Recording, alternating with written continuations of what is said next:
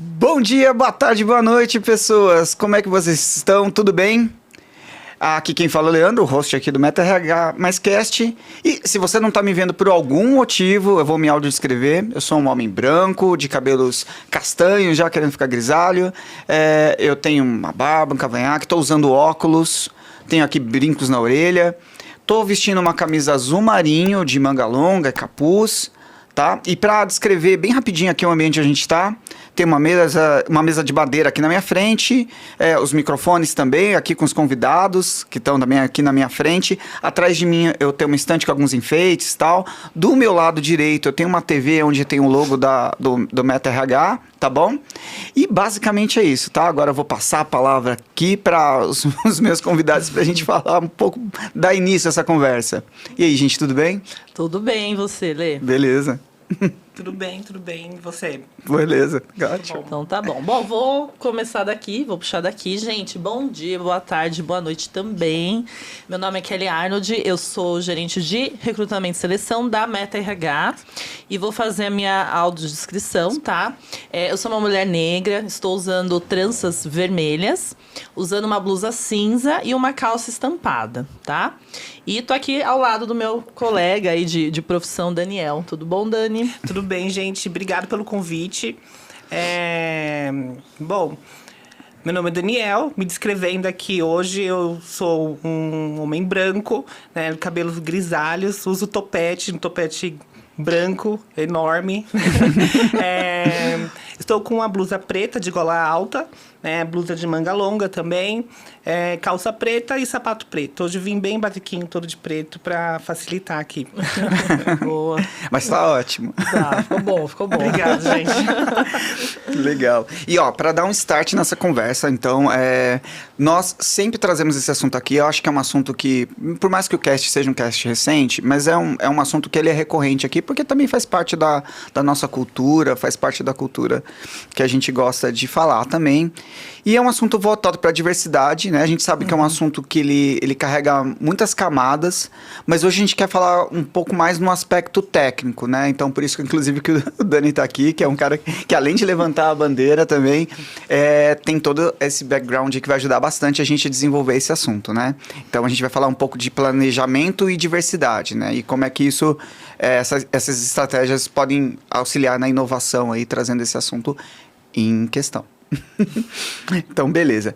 O que você acha por que você acha que é tão importante a gente ter um cenário de planejamento dentro da questão de diversidade e inclusão, né? Por que a gente traz essa questão mais técnica para dentro de algo que é tão humanizado, que é tão emotivo também, eu posso dizer assim, né? Sim. Que carrega emoções, lutas pessoais e tudo mais. É muito mais algo subjetivo, não é tão Sim. palpável. Mas, na verdade, por que a gente precisa trabalhar com esse planejamento estratégico? Justamente porque se a gente não tem um planejamento, e aí falando das nossas empresas, das organizações, a gente não sabe para onde vai, certo? Então, por mais que a gente saiba que a questão da diversidade e inclusão é algo, é um valor, é algo muito mais voltado para uma questão mesmo humana, de reparação histórica, de acolhimento a essas pessoas que estão, né, na marginalidade, grande parte delas, quando a gente traz isso para um ambiente corporativo, a gente precisa ter um planejamento estratégico, principalmente para a gente conseguir, né, levar isso para a diretoria, ou seja, né, para as, né, altas lideranças, e trazendo para elas essa objetividade, ou seja, o que nós queremos com diversidade e inclusão. Então, o planejamento ele começa pela alta liderança. Na Meta RH, por exemplo, quando a gente decidiu, quando a gente tomou a decisão de trabalhar com diversidade e inclusão, quando a gente entendeu que era um valor nosso e um propósito, a primeira discussão foi com as altas lideranças. E a partir disso, você inicia um planejamento onde ele precisa ter objetivos muito claros, ele precisa ter um propósito, ele precisa estar conectado com os valores da empresa. E com isso, essas altas lideranças, elas vão, né, cascateando para as outras equipes esse planejamento estratégico. Então, é muito daquele ditado: se você não sabe para onde você vai, qualquer coisa serve, qualquer coisa cabe. E quando a gente toma essa decisão questão de trabalhar com diversidade é algo muito sério, porque como você mesmo falou, a gente está trabalhando com pessoas que já sofrem, que já carregam um histórico de vida muito complicado. Então você não pode simplesmente dizer, vou trabalhar com diversidade, mas quais serão essas diversidades, quais serão esses recortes. Então, o planejamento ele é fundamental, na verdade, ele é a primeira etapa e a mais importante para você dar esse start. E, a partir disso, você começa, então, a trabalhar efetivamente todo esse desenvolvimento. Legal. E, Dani, você também tem um papel muito estratégico dentro da gestão de pessoas, na empresa onde você está à frente. E, assim, o que você pode dizer a respeito disso, né? Como essa gestão mais estratégica, ela também pode contribuir para as questões de diversidade e inclusão dentro das empresas, né? Você como fomentador das estratégias dentro da gestão de pessoas. É legal isso. Antes de mais nada, né? Só dando aqui uma introdução sobre tudo que eu vou falar aqui. Legal. Sobre a beleza da inclusão, né? Da diversidade, é que a gente está em constante aprendizado. Então, esse tema, ele está sempre...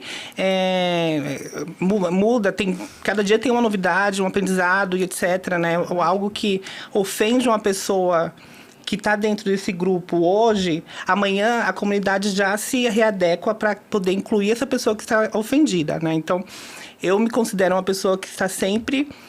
em constante aprendizado para poder acolher o próximo, né? E eu não sou o especialista no tema, mas eu busco estudar bastante para poder contribuir com isso onde eu quero que eu esteja. Não só em empresa, mas também na vida, na sociedade, enfim.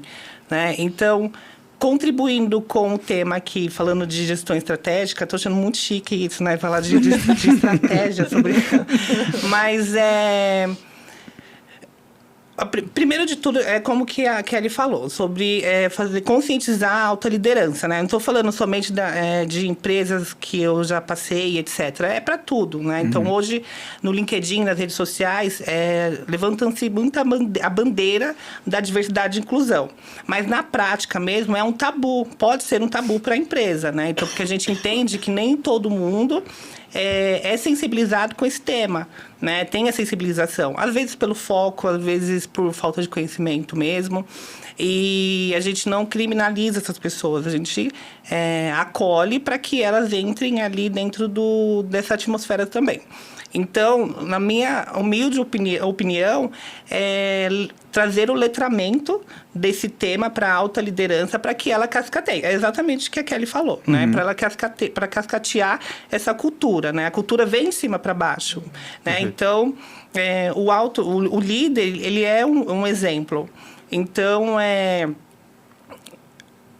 bom, enfim, tem que ser do líder, né? Eu, como um coordenador de recrutamento e seleção que recebo esses projetos, sempre recebo esses projetos por onde eu passo, eu começo sempre fazendo um diagnóstico para entender se a cultura está aderente, se a estrutura da empresa está aderente se pode receber pessoas com deficiência, né? Diversos tipos de deficiência que a gente sabe que tem também. A cultura aceita pessoas com de pessoas LGBTQI a mais, enfim, né? Então, primeiro tem que fazer esse diagnóstico para entender como que vai ser, como que eu vou levar esse projeto à frente, né? Como que eu vou desenhar esse projeto, né? Para fomentar a equidade dentro da empresa, né? Enfim. Dani, e além disso que você trouxe, existe também uma questão que é entender principalmente se esse tema ele está conectado com os objetivos da organização. Porque o que a gente... Né, até pela minha experiência hoje na Meta RH, que é uma consultoria, então a gente conversa com muitas empresas, a gente percebe muitas vezes que existe um desejo de falar sobre isso de algumas lideranças, mas não necessariamente da diretoria, do CEO.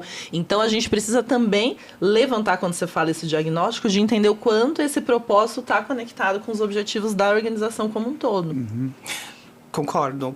Principalmente, sobre a cultura, principalmente, né? Então, às vezes a cultura é de uma forma muito encantadora, tem um superlativo muito forte ali para encantar a marca empregadora, mas o quanto isso está conectado. Às vezes não está abraçando a causa, né? Então, falta apenas uma vírgula ali para poder fazer com que a causa seja abraçada. Exatamente. E hoje, inclusive, você tem um desafio, né, Dani, que é muito focado para pessoas com deficiência, né? Inclusive, a gente até conversa um pouco nas relações que a gente tem em comercial, a gente fala um pouco sobre isso, porque é um desafio que você encontra hoje, né? Assim, fugindo um pouco da pauta, né? Qual para você, qual o problema, os principais problemas, os desafios que a gente tem, principalmente nesse recorte? Então, experiência de carreira, né? Então, de novo, não somente onde eu estou, certo, né? Mas de novo, falar sobre como que isso é implantado na empresa. Sempre se dá pela necessidade do cumprimento da cota. E eu não vou ser hipócrita de dizer que, nossa, que legal, né? A empresa está fazendo um programa de diversidade e inclusão. Não. Muitas vezes, discutindo com colegas de trabalho, é sempre pelo mesmo motivo, né? O Ministério do Trabalho bate lá na porta, tem a fiscalização, tem o TAC e precisa cumprir a cota, né? Então, a grande dificuldade é fazer o gestor entender que são pessoas, que são profissionais capacitados, que eles vão desempenhar um papel muito bem dentro da empresa, né? E que... o fato... E o problema também é que é uma pessoa com deficiência, um PCD. Aí ele não quer nem saber se a pessoa conhecer a pessoa, né? Só pelo fato dele ser um PCD. Não, se eu tenho um PCD na minha equipe, não quero ter um PCD na minha equipe. Mas por que não? Então, aí vem o letramento, vem a sensibilização, vem o treinamento. Aí isso entra tudo dentro de um projeto, né? Então, a gente diagnostica ali... Diagnostica, né? Estou inventando palavra, né? Mas a gente faz o diagnóstico, de novo, né? Para entender se...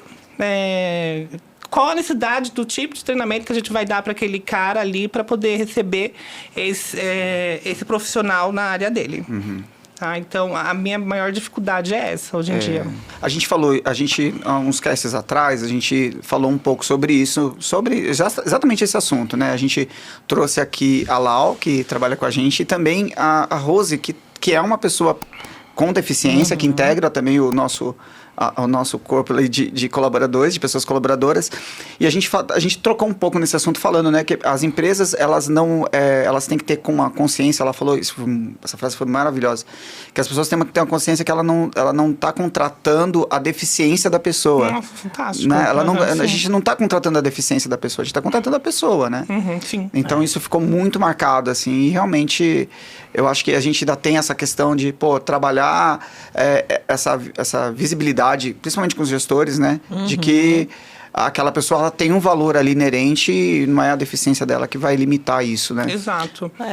De todos os recortes que a gente trabalha e tenta, né, obviamente, fazer essa contratação, o tema de pessoas com deficiência é um dos mais desafiadores. Porque, além dessa questão, né, que até a Rose comenta, existe um viés muito grande de que pessoas com deficiência não são capazes, Sim. que elas são mais devagar para fazer a execução de um trabalho. Então, assim, o que o Dani trouxe é muito real. E a gente fala, estamos em 2024. Mas a gente, né, lidar com isso como se estivéssemos falando lá atrás, né, de um passado onde as pessoas que tinham uma deficiência eram até excluídas da sociedade. Você precisa o tempo inteiro mostrar para aquele gestor, para aquela liderança, que a pessoa tem a competência necessária. Eu me coloco também na posição de diversidade, por ser um homem gay, né? Eu também tenho um problema, não sou um PCD, mas eu não escuto direito de um ouvido, né? Não sei se é sujeira, enfim. Mas assim, eu não escuto muito bem. Você ainda não descobriu. Né? Mas falando sério, eu não escuto muito bem, né? Então, eu me senti muito ofendido, né? É a mesma coisa que quando chegam em mim também e falam, aquele cara é gay, né? Fala pra mim, você que tem o radar. Você tem o radar, aquele cara gay. Aí eu... dependendo da pessoa, eu falo, não, eu não tenho o direito de dizer se aquela pessoa é gay, não. Eu não vou levantar um falso de uma pessoa que, se ela não é assumida... Ela não se declarou em nenhum momento, né? Não sou eu que vou falar, né? Deixa ele no momento dele. é uma piada interna, mas que tem uma significância muito grande Muito na forte. vida de uma pessoa. Muito Então, eu respeito. Essa piada também não é legal, né? Então, parem de E fazer diz isso. mais sobre o outro do que sobre nós, Sobre né? nós, exatamente. É muito mais uma curiosidade, uma Eu não falta de tenho bom esse direito. senso. A gente não tem esse direito, né? Eu acho assim, uma das maneiras, até a gente comenta isso, mas eu acho que é uma das maneiras de você conseguir expandir mais a ideia para fazer mais pessoas aderirem à ideia da diversidade, muitas vezes é demonstrando o valor também inerente nessas situações, né? Tipo, por exemplo, legal, equipes diversas, elas te trazem uma produtividade diferente, te tiram da caixinha, né? Te levam para pensar fora do que o padrão de repente faria, então te dão ideias maravilhosas, então a gente tenta sempre mostrar isso daí. E aí eu queria saber também, levando isso em consideração, né? Como é que a gente consegue mostrar isso num projeto? Como é que a gente consegue demonstrar isso para pessoas que não estão aderindo a essa ideia de que, poxa, pode ser... você pode também... se você não quer ir pelo amor, mas se você pode tirar você pode tirar algo produtivo disso. Tá. Falando de projetos, né? Tá. Então, enfim, eu não quero ser chato falando de metodologias e etc, né? Mas a gente precisa entender qual que é o ambiente que a gente está pisando, onde que a gente vai trabalhar. Precisa conhecer. Então, vamos ter que, de novo, diagnosticar, fazer o diagnóstico, analisar o que tem no diagnóstico ali, né? Para a gente poder prototipar um projeto. Então, que seja qual tipo de treinamento e letramento de toda a equipe, não só de liderança, mas também dos parceiros, né? Então, a gente falou muito aqui no começo sobre o líder que vem de cima para baixo, com certeza, né? Porque é o cara que vai ser o exemplo ali para os seus liderados. Mas o time também, os parceiros, precisam também ser letrados de uma outra forma, mas é a forma de acolhimento. Então, existe diversas formas da sensibilização da liderança e também dos liderados para poder fazer o acolhimento daquela nova cultura que está sendo inserida de diversidade, né? Para ter a inclusão dessa diversidade. Então, hoje eu acredito que tenha que ser dessa forma. Então, diagnosticar, né, prototipar, né, prototipar um projeto, ver se dá certo e entregar ali o projeto final, que é o letramento. Eu acho muito legal, né, eu que trabalho no varejo há muitos anos, né, então, falando de pessoas com deficiência, eu tinha que contratar pessoas com deficiência para as lojas, né, então... Imagina o desafio, né? Então, estou falando ali de lojas... Não estou falando de agora, deixando muito claro, tá? Mas, assim, lojas lá atrás, enfim, 2014, etc. Eu tive muito desafio, porque eu peguei esses projetos sem ter o conhecimento. Então, foi uma experiência que eu obtive. E eu precisava contratar PCDs. Então, Daniel, você precisa contratar PCD? Coloca para dentro. Mas aí eu falei, nossa, mas... E aí, eu faço como? Eu faço como? Como que essa pessoa vai ser recebida e etc. Então, comecei a estudar, fiz bench, enfim, fui atrás para entender como que eu poderia trazer essas pessoas e elas se sentirem confortáveis, né? Então, foi daí que comecei a ter os insights, né? Então, o pessoal precisa ter uma sensibilização, o gestor é de cima para baixo. Então, fui vender o projeto para o dono da empresa, fiz bonitinho, com arte, um monte de firula lá, apresentação. E como resultado daquilo era a imagem da empresa, né? Trazer mais vendas para a loja, fomentar a visibilidade, né? Tem pessoas que valorizam muito, né? Então, enfim, foi uma forma ali que eu consegui vender, consegui até a página 2, que aí a página 2 seria mudar a arquitetura, fazer banheiros adaptados e etc. Então, ainda não investiram nisso. Eu acho que nenhuma empresa... É muito difícil, né? Mas deu certo ali. E uma situação muito legal dessa minha loucura lá em 2014... que foi... Eu precisava muito colocar PCD para dentro. Muito, assim. Era uma meta que eu tinha. E eu queria... Era uma meta que eu tinha que colocar a qualquer custo. E eu tinha muita preocupação de como vai ser a qualquer custo, né? Enfim... E tinha um rapaz surdo que ele era 100% surdo. E eu fiz entrevista com ele. E no meio da entrevista, várias vezes eu falava inglês. Eu falei, mas ele me explicou no papel, eu sou surdo, não sou... Bilíngue. Eu sou bilíngue. Aí eu falei, nossa, desculpa, porque eu também não sou bilíngue, mas a gente, como ele não fala a minha língua, eu fui logo Pensando. Foi muito um viés inconsciente, né? Mas ele foi incrível. Aí eu encontrei um, como é que fala? Um intérprete de Libras para me ajudar na entrevista, para poder fazer a sensibilização ali. Ele ensinou um pouco de Libras para o time. Aí, na época, já tinha aplicativo de Libras, que aí a gente falava e o bonequinho fazia as Libras para ele. De repente, esse cara foi o melhor de desempenho na área, né? Então, e na hora do almoço, o pessoal ia almoçar rapidinho e voltava, porque ele estava dando aula de Libras. Ai, que legal. O cara virou um multiplicador dentro da empresa. Foi muito legal.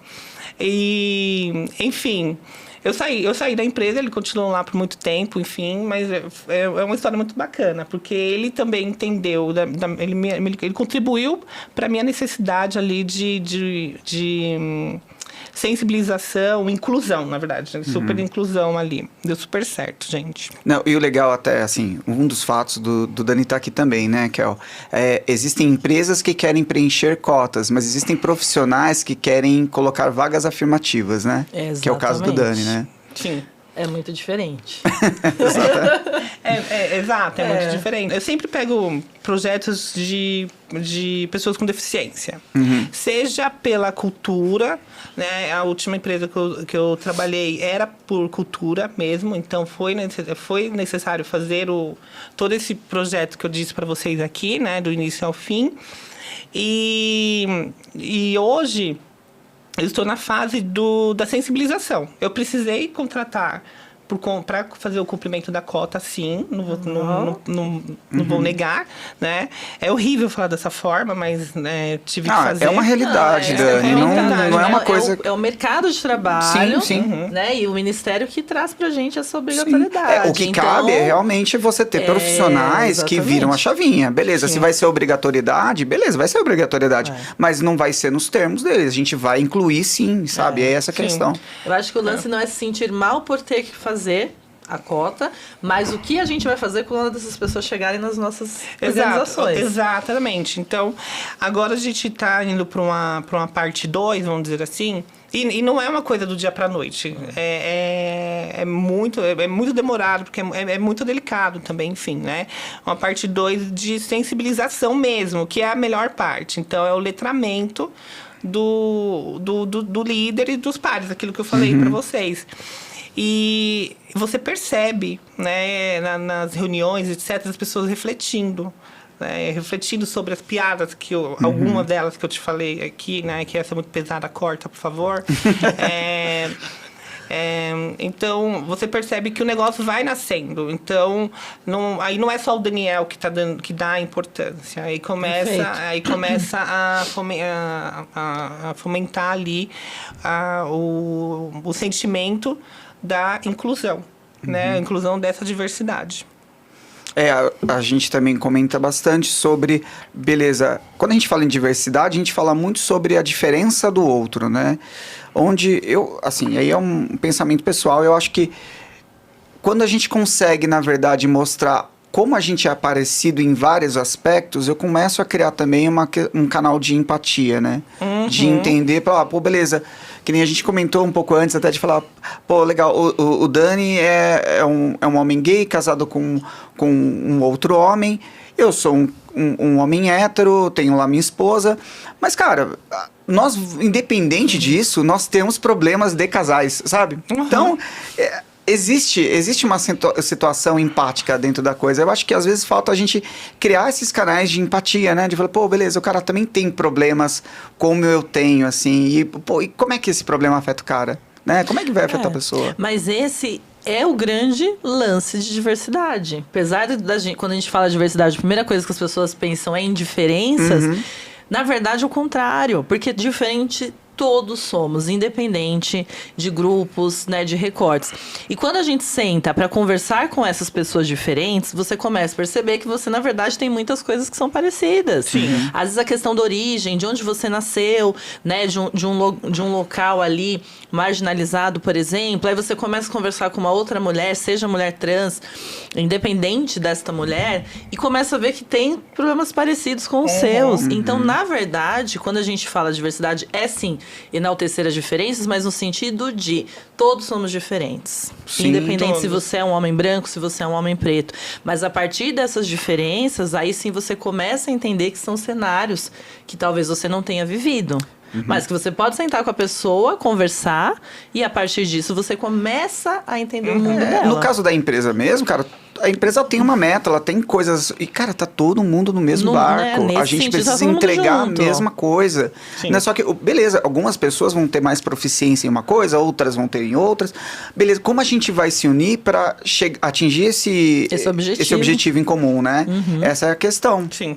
E, já que a gente está falando aí em objetivos em comum, tal, em atingimento, e a gente falou algumas vezes aí sobre a questão cultural, né? É um assunto que a gente traz aqui, vira e mexe, eu acho importante a gente falar novamente, é a questão de cultura da empresa. Onde é que a cultura da empresa se encontra nessa questão de inclusão, na diversidade? Olha, Não, e como é que a gente faz isso para alinhar isso, tá? Porque eu sei que, por exemplo, empresas que são mais conservadoras, a gente passou por um processo de transformação assim, porque é uma empresa de 1980, né? E a gente traz para os padrões atuais, a gente teve que também se reinventar em algum momento.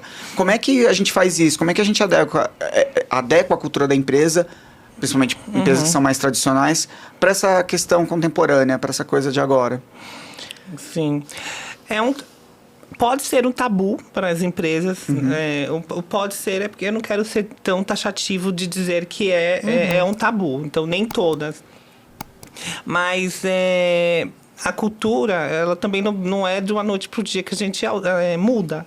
Né? Então, vai inserindo aos poucos para fazer com que todo o grupo de colaboradores entendam que que agora vai ser daquela forma, né? Que agora estão incluindo, estão com a pegada de diversidade, estão com a pegada de inclusão. E é muito legal que eu participei de um projeto onde criaram-se vários grupos de afinidades dentro da empresa. Então, LGBTQIAP+, pessoas de raça, né? Enfim. Raça, etnia, né? Mulheres na liderança, parentalidade, etc. Eu, obviamente, entrei em qual? Né? Entrei do LGBTQIA+. Então, a gente tinha bastante discussões sobre cultura também, né? E só pelo fato de existir o grupo de afinidade, e aquilo, tinha a CEO da empresa participava, de mulheres na liderança, enfim, pessoas da alta liderança do Comex, que a gente chama, participavam. E isso era muito incrível. Isso dá muito peso, né, Dá Dani? muito peso. E lembra que a gente começou falando sobre a liderança, que vem de cima para baixo? Então, pessoal, hoje, o meu time, sem eu precisar falar que nós estamos numa empresa, uma empresa inclusiva e etc., eles já começaram a falar, nossa, a gente tem aqui, vendendo a empresa, quando a gente começou a ofertar nossas vagas, nós temos aqui grupos de afinidades e etc., enfim, e vende muito bem essa atmosfera de diversidade e inclusão da companhia. E isso é muito valioso para mim, porque começou com uma coisa muito pequenininha e que lá de cima foi valorizado pela camada ali, foi cascateando para os demais colaboradores, onde eles entendem que trabalham numa empresa diversa. Né? Então, é dessa forma que eu acredito que exista a conexão com a cultura. E o que você falou, poxa, é algo que não é de um dia para noite. Se a gente pegar a história da Meta RH, nós estamos aí há 4 anos nesse movimento de transformação. E ainda assim, falar, poxa, estamos no melhor momento? A gente sabe que ainda não. Mas a gente já consegue reconhecer tudo que a gente já construiu. E assim, cultura, né, Lê? Quando você fala, poxa, mas como faz isso? É você falar praticamente todo dia. Então, a gente não é... Quando você fala sobre cultura, quando você vai falar sobre diversidade, não pode ser uma agenda ali, 4 agendas no ano. Então, você tem que ter um calendário recorrente para falar com as pessoas, todas as pessoas da empresa sobre isso. Você precisa, né, também abrir espaços para debates saudáveis sobre esse tema. Então, é assim que você constrói a cultura. Não pode ser algo assim forçado. A pessoa não vai comprar essa ideia. Ela precisa entender esses valores, ela precisa entender... Tá, mas por que a partir de agora eu, né, tenho que aceitar, entre aspas, e incluir essas pessoas? Então, é um processo. Muitas pessoas vão aceitar e grande parte não. Com a grande parte que não, elas não ficam. Elas não, é muito natural. Mas é importante a gente provar por A mais B que sim, que são pessoas, são profissionais bons que vão contribuir com a área, né? E como que eu provo por A mais B que esse cara é bom, que ele vai contribuir muito bem com a empresa, né? Não só com a área, mas também com a empresa.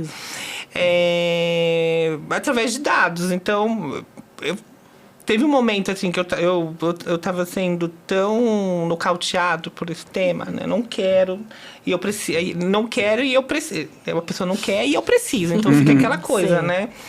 E é um desafio para... Eu tive num grupo esses dias, numa reunião com diversos líderes, que a dor era a mesma, né? Então, o RH tem esse projeto e o líder não precisa. Então, como que a gente sensibiliza esse líder? Se a gente não tem nem a brecha para discutir. Se é diversidade? Não, agora não tenho tempo. Então, trazer a pessoa, né, e acompanhar o desempenho e mostrar, olha aqui a régua de desempenho do cara, né, a curva de desempenho. Ele é um excelente profissional, você não queria, né? Então, agora tem um outro aqui, né, para você também trazer.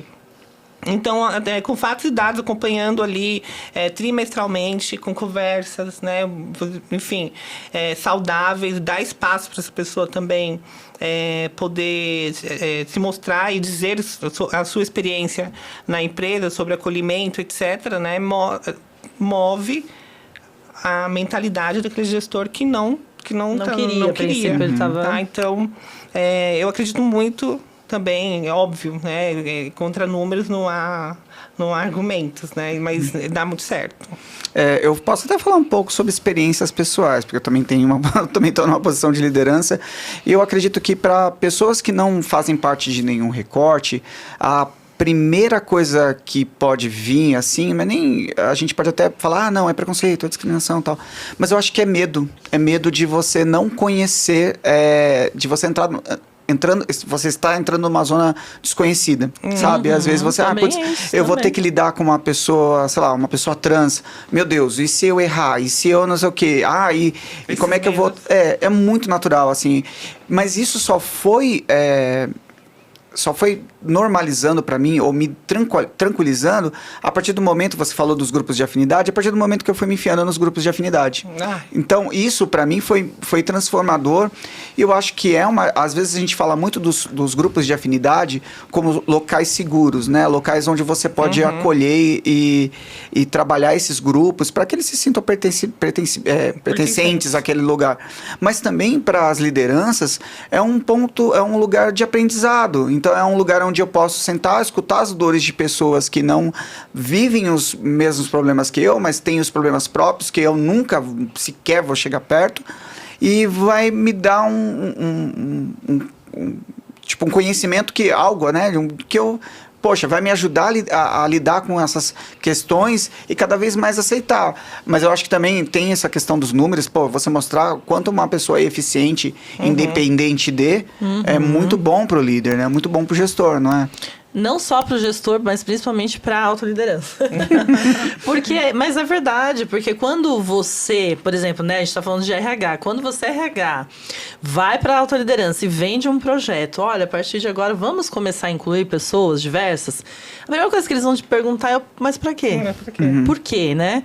Então, quando você já vai preparar para essas reuniões com dados, com números, né, as pesquisas que saem aí recorrentes sobre isso, as empresas que têm diversidade visibilidade, lucram 25% Olha a a mais. visibilidade, Aí você começa a falar a mesma língua deles. Aí beleza, aí comprou essa ideia inicial, então aí a gente tem a necessidade também de contratar pessoas capacitadas, pessoas, né, com as competências, porque é o que a gente brinca, mas na verdade, nenhuma diversidade, nenhum recorde de diversidade garante emprego de ninguém. Sustenta, né? É verdade. Então, a nossa ideia é incluir, precisamos incluir, capacitar, e depois a pessoa vai precisar caminhar e fazer a própria entrega. Entendendo os pontos de partida também de cada recorte, né? A gente sabe que tem recortes que são mais trash, o negócio é bem mais marginalizado. Nossa, e você precisa dar um jeito de inserir a pessoa ali. Né? Que foi o que o Dani falou. Então, é você acompanhar essa pessoa contratada durante um período e justamente fazendo essas trocas. Então,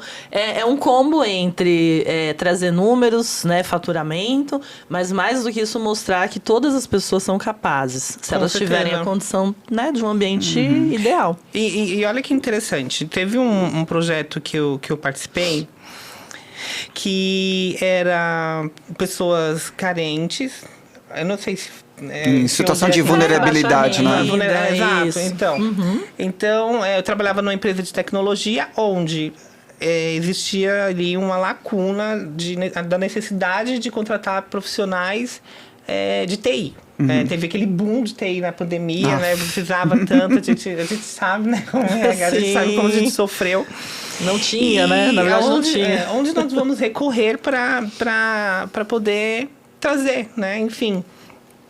E aí surgiu uma ONG que ela capacita pessoas em situação de vulnerabilidade. Obrigado. Enfim, e capacita com básico ali, no Excel, um Excelzinho, um programinha e tal. E aí eles vieram conversar comigo, né, para poder vender essa ideia pra gente. Né? E assim, no intuito sem cobrança, né? Só para um projeto social mesmo, né? E eu achei o máximo. Vamos aproveitar? Vamos. Então, a minha líder na época super abraçou a ideia, envolvemos o marketing, e a ideia foi a gente desenvolver um plano de aprendizado para eles, né? Então, esse plano era cada área que tinha necessidade de um profissional lá que estava morrendo, precisava de alguém urgentemente, criar um plano de desenvolvimento para aquele cara com os temas para a grade ali, né? Curricular do curso, com os temas que ele precisava aprender. E quem ia ministrar era o próprio analista ali que executava a função na empresa. Ele ia ser responsável pela uma tutoria assim para a pessoa. Ah, que legal. Então a gente teve 2 semanas de mentoria, vamos dizer assim, né? Todos os dias. Eu lembro que era das 7 às 9 da noite. E era uma turminha de 12 pessoas, espalhada pelo Brasil, né? Tudo bem, 12 pessoas, mas são 12 pessoas. Lembra da metodologia ágil que eu falei sobre prototipar, né? Então, a gente prototipou ali o projetinho em 12 pessoas e deu super certo. Dessas 12 foram efetivadas, aí foram contratadas 3 pessoas, né? Mas aí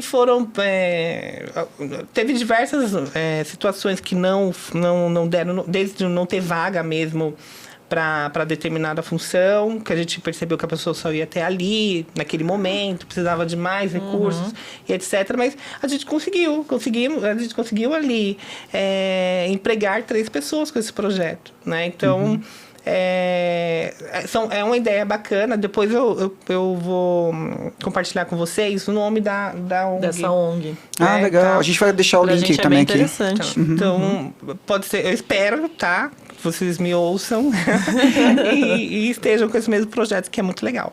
Ah, que bacana. Muito bom, Dani. E assim, você falou, foram contratadas 3 pessoas, mas tiveram mais pessoas que te receberam conhecimento e isso foi alicerce para elas conquistarem outras posições, então isso acaba entrando, né? E a gente acaba entrando em outro tópico também, que eu queria puxar, que era sobre estratégias, né? Estratégias para a gente desenvolver essas equipes de diversidade, inclusive internamente.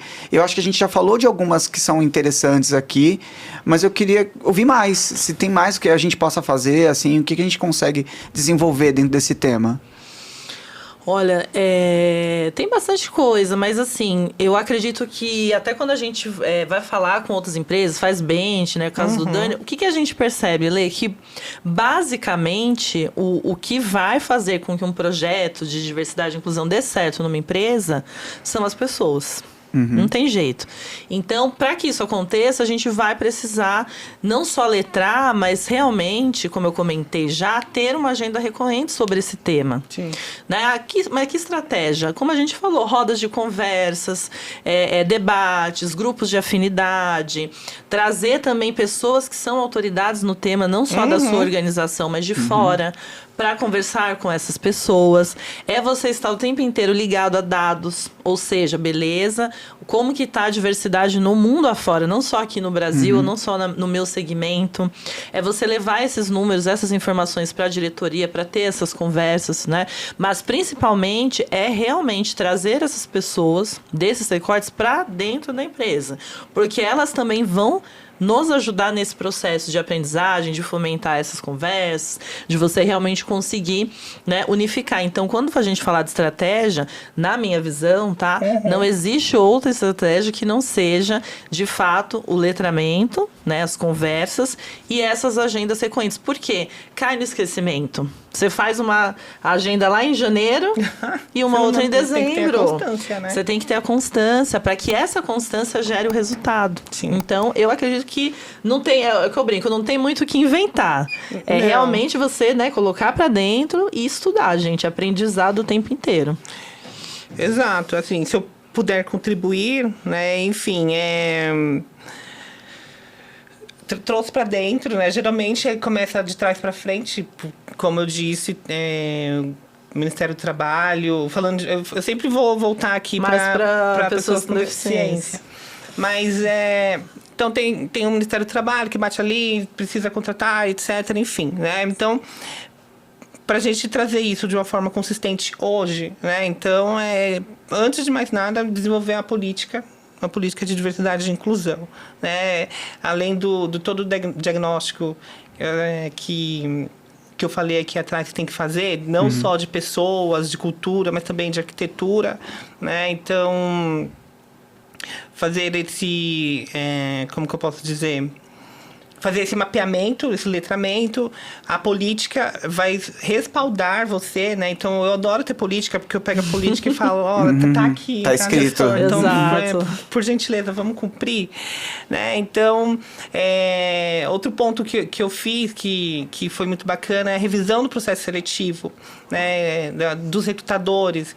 Então, eu participei, há um tempo atrás, de uma entrevista, fui lá participar de uma entrevista que era uma dinâmica, queria ver como que estava ali o processo seletivo. Não era de pessoas com deficiências, não era nada, né? Mas as perguntas eram extremamente viesadas, né? Então, mulher, você tem filho? Você é casada? Tá. Você é casada há quanto tempo? Aí faz até um ar de casada há quanto tempo?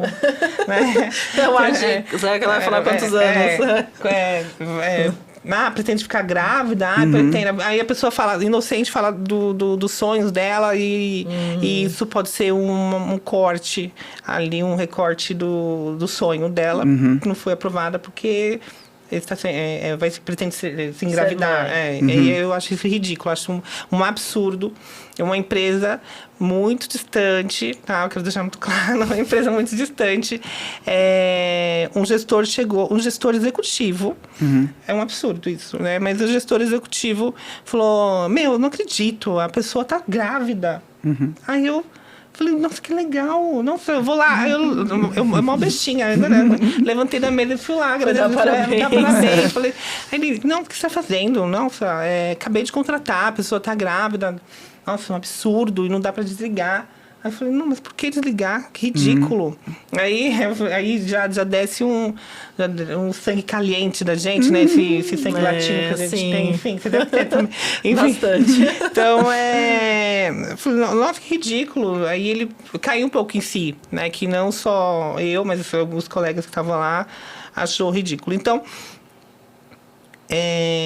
letrar ali, capacitar o time de recrutamento de seleção para que eles não tragam vieses inconscientes no momento ali das suas perguntas. Existem diversas formas da gente analisar um profissional e deixar o lado pessoal pro pessoal dele, exato. né? Geralmente eu quero saber, eu sou signo.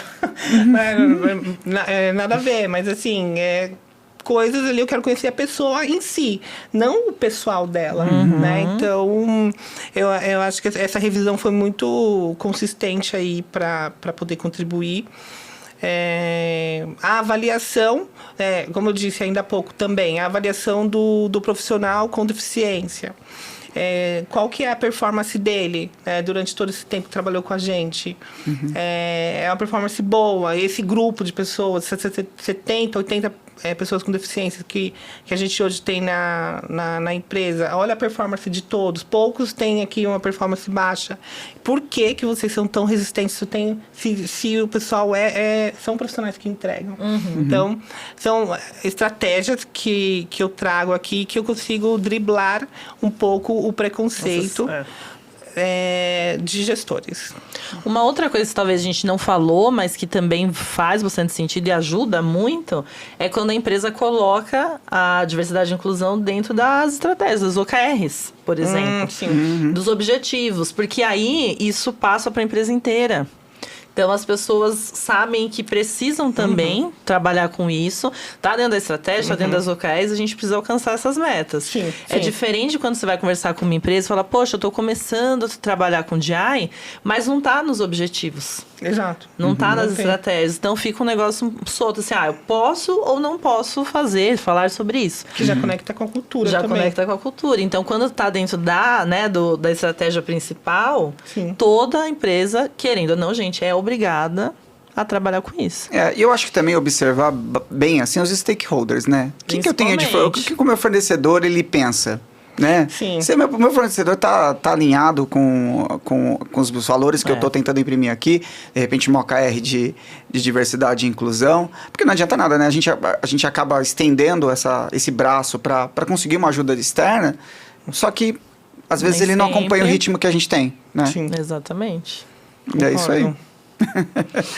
Gente, e eu queria perguntar para vocês desafios e oportunidades futuras para a gestão aí de diversidade e inclusão. O que vocês enxergam no horizonte?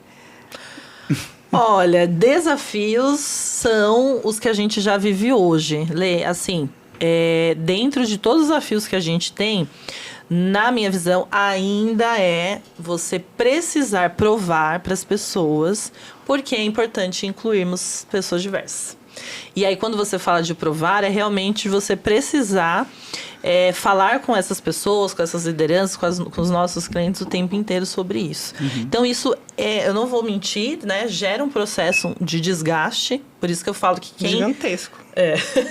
Por isso que eu falo que quem gosta e leva a diversidade para a vida, um propósito de vida, por exemplo, que é o meu caso, não deixa de ser desgastante. Você o tempo inteiro tá ali, né, Dani, falando com as lideranças, mostrando e provando o porquê.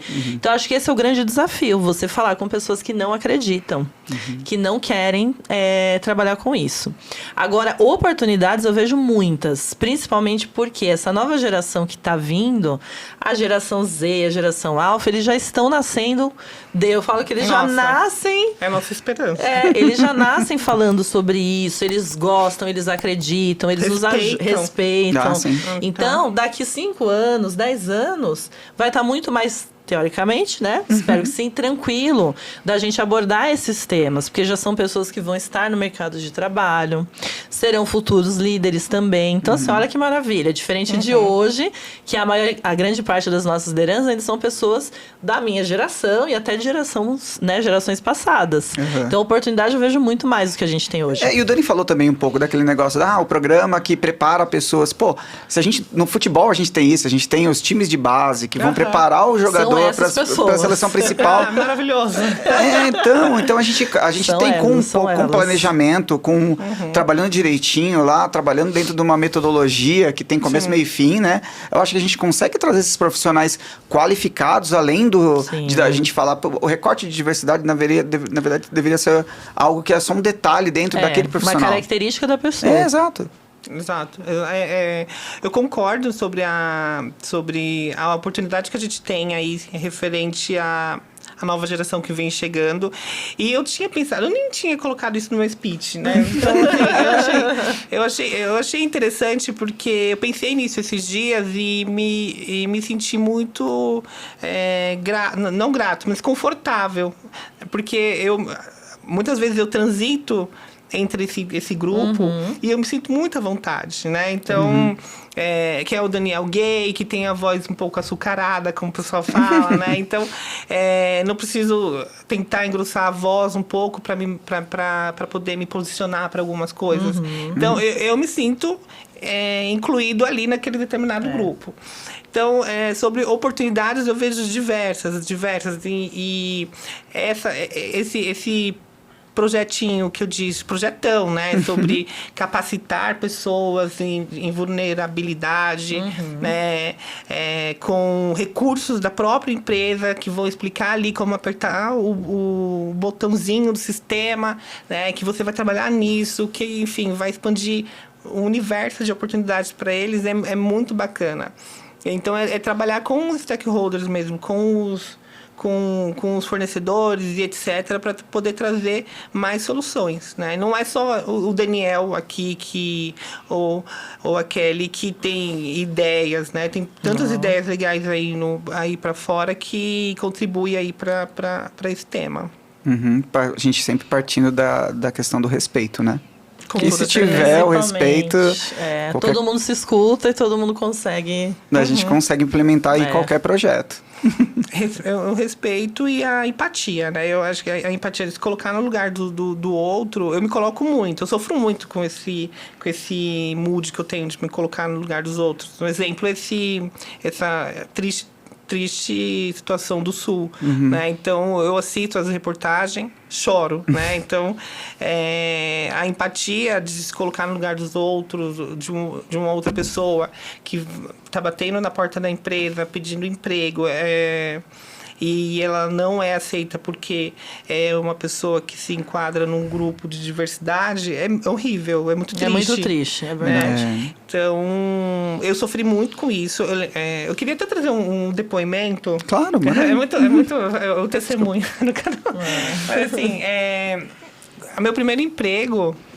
Quando eu estava procurando emprego, enfim, meu primeiro emprego, eu lembro que eu fiz numa rede de fast food muito famosa, uma entrevista, e o feedback lá em 2003, há muito tempo, o feedback foi: ele é gay, tem a voz fina e ele não vai aguentar o tranco aqui na nossa lanchonete. Eu lembro que essa lanchonete ficava ali na Liberdade, enfim, perto do metrô São Joaquim. Nossa, Liberdade São Joaquim, mas assim, tá quase ali. Por ali. E eu fiquei tão chocada. Isso me trouxe tantos gatilhos da vida, assim, tantos gatilhos que eu pensei, ok, eu não vou ser ninguém na vida, porque minha voz é fina, porque eu sou delicado, vamos dizer assim. Então, eu não vou ser ninguém. Não vou conseguir nada na vida. Então, eu comecei a ter travas para, por exemplo, fazer entrevistas de emprego. Não conseguia me relacionar com pessoas porque eu ficava com vergonha da minha voz. Eu tive que fazer anos de fono para poder conseguir me comunicar de novo. esse feedback, ele acabou com a minha vida, ali naquele momento, né? E eu precisei me reerguer, né? Entendi que minha vida não era resumida àquilo.